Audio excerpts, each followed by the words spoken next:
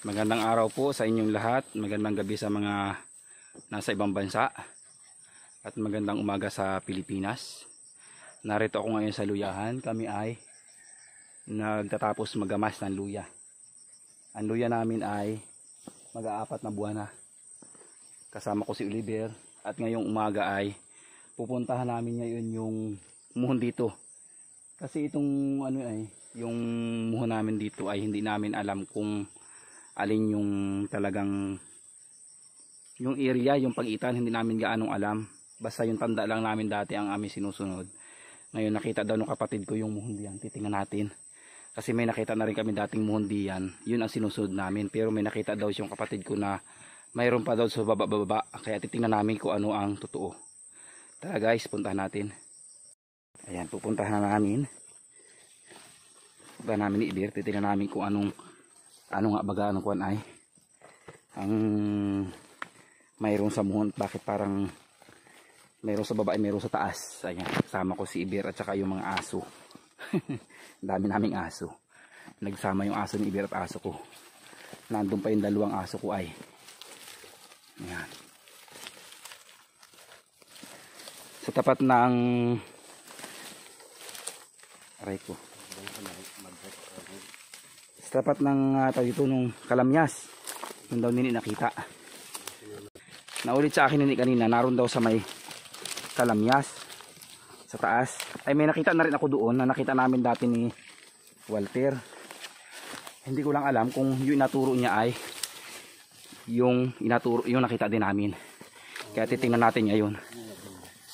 Pa isang linggo na ako na hindi nakakaahon dito kasi sumakit nga yung paa ko, parang napasma. Kapupunta ng bukid bago sa hapon ay sa gabi naliligo. Ano yun? Ay, aso pala. Dito kami dumaan sa tagilid. Aray ko, medyo masakit pa yung paa ko. Masakit pa yung tuhod ko.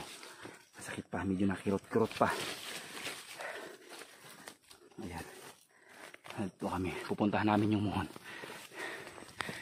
Akapagod umakyat palibasa eh.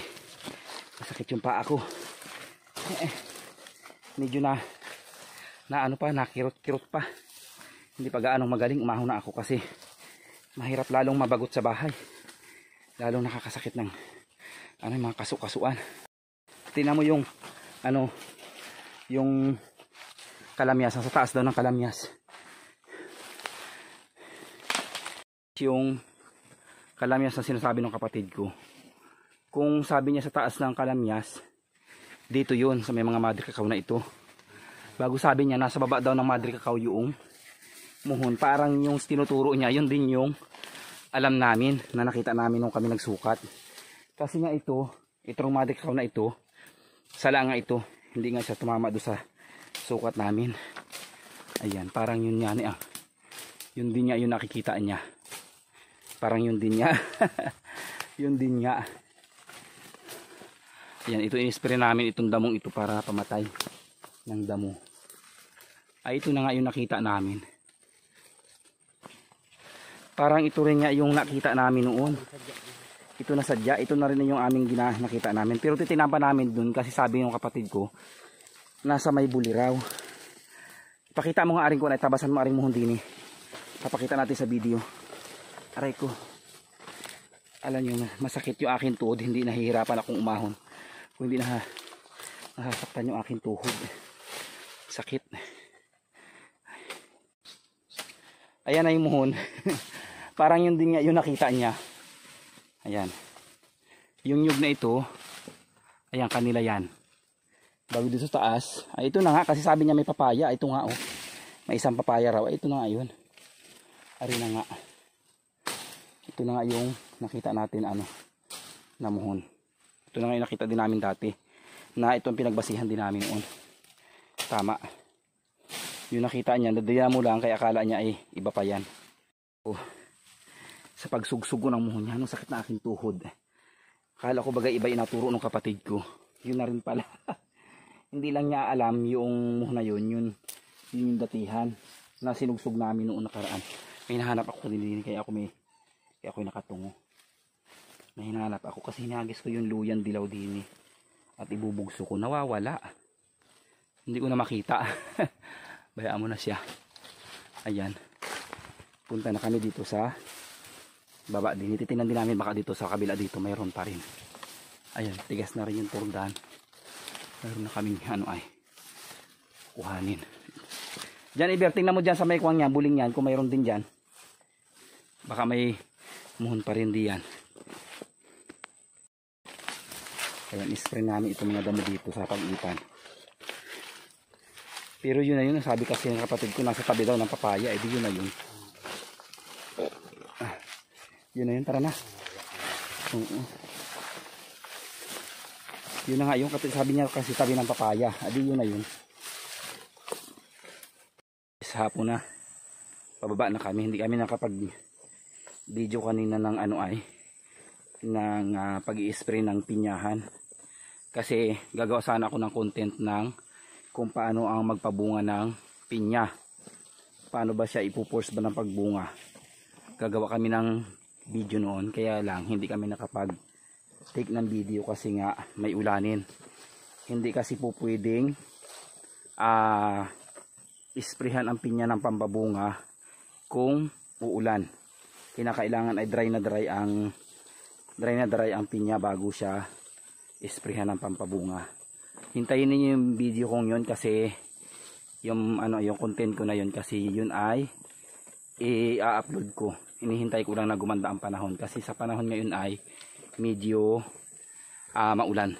Ayan, pauunahin natin si Iber kasi siya mag-uulan ng kabayo. Ayan, pababa kami ay. Yan si Iber. Yung anak, nandun pa yung anak niya. Yun. Anak ng kabayo.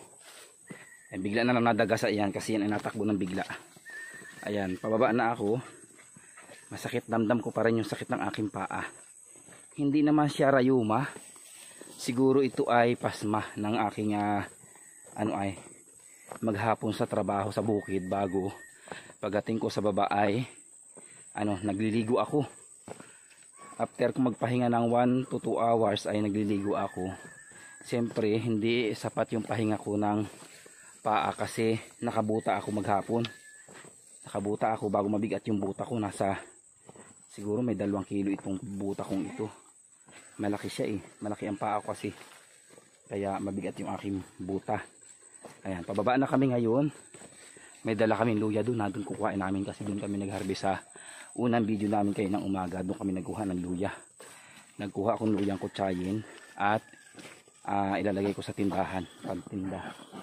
Ayan, naglaro naman si Pau Pau at saka yung kabayo.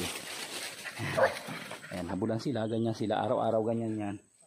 Kaya minsan hindi ko sinasama yan si Pau Pau kasi nga pag nasa luyahan nababali-bali yung yung katawan ng luya. Nababali-bali yung katawan ng luya kasi naghahabulan sila doon kasi si Iber ay may ilan ba ang aso niya? 3 rin ang aso ko, kaya bali 6. Ayan, ito na si Bravo. 2 ang pangalan niyan, Bravo yung itim at saka ay ang isa pang pangalan niya ay Ching Haching. Ito naman si Chung Hachang. Ayan, Chang. Chung Hachang ang pangalan niyan. Kasi yan, kaya Chung Hachang ang pangalan ay Kambal. Kambal siya. Yung isa si Chung, yung itong babae si Chang, kaya Chung Hachang. Namatay yung kakambal niya kaya nalipat sa kanya lahat yung pangalan. Ayan, papunta na kami sa baba. Ipapakita ko sa inyo pala yung luya na hinarvest ko. Ito, daladala ko sa sa nakalagay sa kahon. Yan, ito na yung aking luya. Yan. Ayan, ito yung luya ko na mag-aapat na buwan. 3 buwan na siyang mahigit, pa-4 na buwan siya. Ito, ang dami kong hinarvest. Ayan ang dami kong hinarvest at ititinda, ilalagay ko sa tindahan. Ayan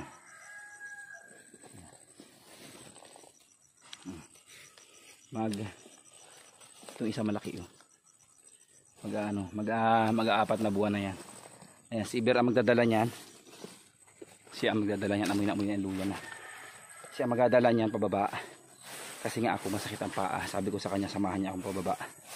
Doon lang siya mag-aula ng kambing, ng kabayo.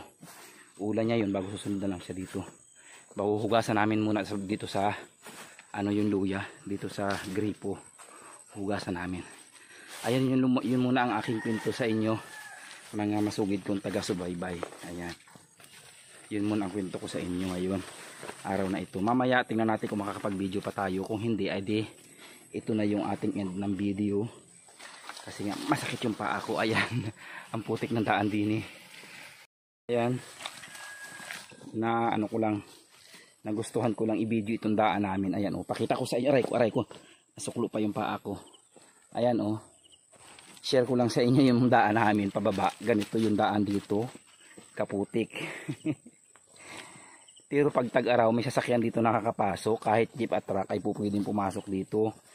Pero pag panahon ng tag-ulan, kahit tao ay hirap na hirap dito. Dito kami nadaan sa tabi para hindi gaan maputik. Ayan, ganyan kalawak ang daan dito sa amin. Hindi na kami iniintindi. Hindi ko alam kung sinong dapat mag-intindi nito. Kasi nga, ang hirap ng ganaring ay araw-araw na tinatahak namin ganito kaputik. Ayan. Ayan lang guys, yung share ko sa inyo. Baka mapadami pa ang kwento ko. Mapasama pa. Ayan oh. Hirap na hirap ako sa paglakad dito. Lalo ngayong masakit ang paa ko, kaya hindi ako makadali-dali ng lakad. Pinilit ko lang na umahon ng bukid kasi nga parang lalong nasakit yung paa ko pag hindi ako naahon. Ayan. Ayan oh, kita naman sa likod ko yung daan namin. Dito sa ibabaw na ito medyo maganda na kasi tuktok na ito ng bundok na kaunti. Ayan, aray ko. Sobrang sakit ang paa ko. Ayan yung mga aso ko na una na sa akin. Naunahan ako na nila kasi mahirap akong lumakad. Masakit kasi ang paa ko. Ayan, si Pau-Pau. Ayan. Ito yung daan dito, kabilaan. Gayan din. Oh, sa kabila, ganyan din. Dito na ako dadaan kasi iba-iba pa ng konti.